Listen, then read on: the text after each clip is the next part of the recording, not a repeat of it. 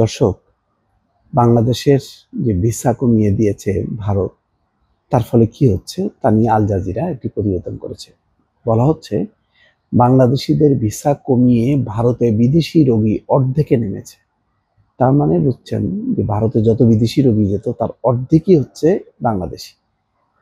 এর ফলে কি হচ্ছে? ভারত খুব লাভবান হচ্ছে? মোটেই লাভবান হচ্ছে না। তারপরও তারা জিদ করে এই ক্ষতিটা স্বীকার করছে। বাংলাদেশিদের ভিসা দেওয়া কমিয়ে দেওয়ায় ভারতের হাসপাতালগুলোতে বিদেশি রোগীর সংখ্যা প্রায় অর্ধেকে নেমে গেছে বলে জানিয়েছে সংবাদ মাধ্যম আল জাজিরা।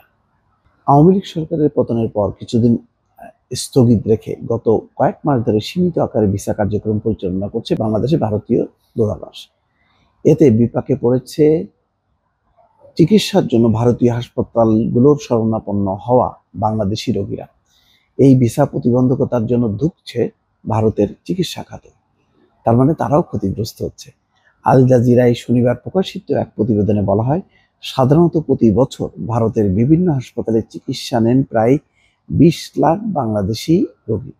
বিভিন্ন হাসপাতালে প্রতি বছর 20 লাখ বিদেশি রোগী, যার 60% বাংলাদেশি। তার মানে 10 লাখের উপরে। গত 5 আগস্টের পর বাংলাদেশি রোগীর সংখ্যা 80% কমে গেছে। অর্থাৎ এসব হাসপাতালে বিদেশি রোগীর সংখ্যা প্রায় অর্ধেকে নেমে এসছে। চিকিৎসার জন্য ভারতে যাওয়া বিদেশি রোগীরা দেশটির অর্থনীতিতেও অবদান রাখছেন। আল জাজিরার মতে 2023 সালে এই মেডিকেল ট্যুরিজম খাত থেকে প্রায় $900 অর্থাৎ 77,189 কোটি টাকা যোগ হয় ভারতের অর্থনীতিতে। বিশাল। বাংলাদেশে ভারতীয় ভিসা কেন্দ্রের এক কর্মকর্তার বরাত দিয়ে আল জাজিরা জানায়, শেখ হাসিনার পতনের আগে বাংলাদেশে ভারতের 5টি ভিসা কেন্দ্রে দৈনিক অনলাইন ভিসার স্লট ছিল 7,000। এখন সেই সংখ্যা 500-তে নামিয়ে আনা হয়েছে। বাংলাদেশি রোগী কমে যাওয়ায় সবচেয়ে বেশি ক্ষতিগ্রস্ত হচ্ছে কলকাতার হাসপাতালগুলো।